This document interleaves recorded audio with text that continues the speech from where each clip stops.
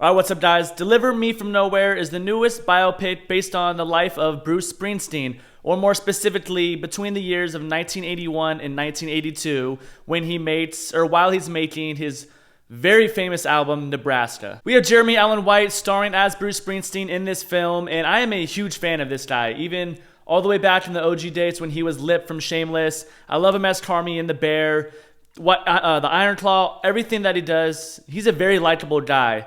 But with that being said, he didn't do bad in this movie. He's an incredible actor.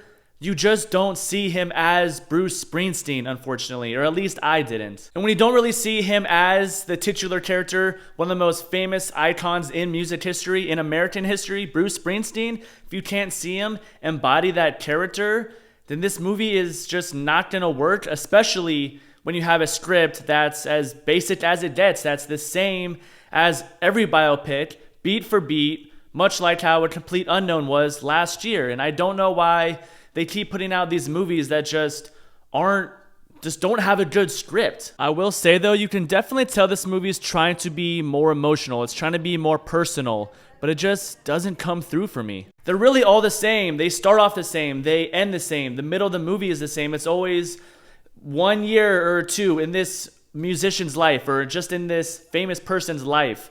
They're recording a specific album that's going to be controversial because they want to make different music than what their label wants them to make or what they've been known to make. It is so similar to A Complete Unknown in that way.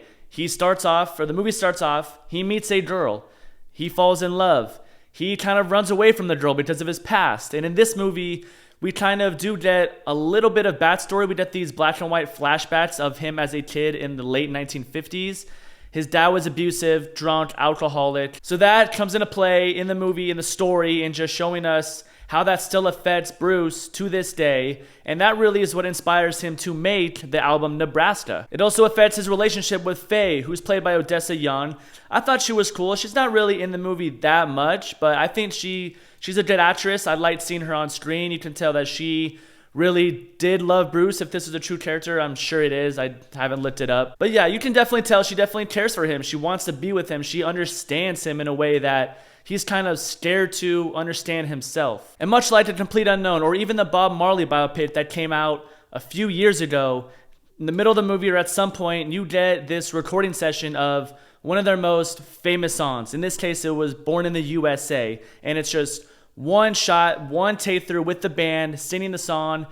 It was a cool scene for sure, but that's pretty much all we get. After he records that, he wants to shelve it. He wants to shelve pretty much all of his hits in order to make Nebraska, which he wants to be a folk album. And the studio will not have it. Pretty much the next 20, 30 minutes, he's just complaining, fighting for his engineers to be able to transfer the recordings of the Nebraska album that he took in his bedroom on this 4-track recorder that's not really professional, determined to get that no matter how it's going to sound. He wants that to be his next album, and the studio hates it. The head of the label, I think they don't quite specify, but it's Al Keller, played by David Krumholtz. He's not having it. He knows this is not going to make as much money as he could make if he were to release his hits, and it's just all the same, and you don't really get the defiance from Bruce as much in this as I did in A Complete Unknown. Even though these are very similar, they're both very, very mediocre. We also have Jeremy Strong in this, who plays John Landau, his manager. And Jeremy Strong is an amazing actor.